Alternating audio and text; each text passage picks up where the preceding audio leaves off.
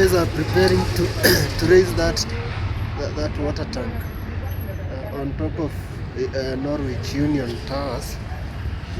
Let's see how we go about it.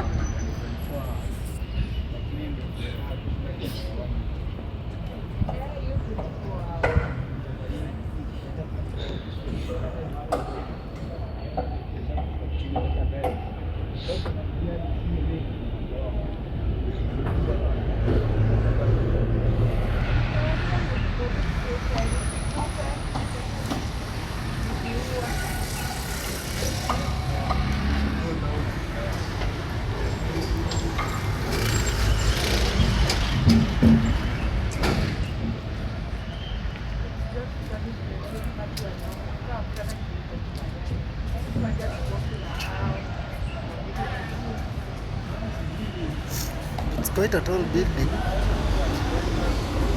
It's about 12 stories.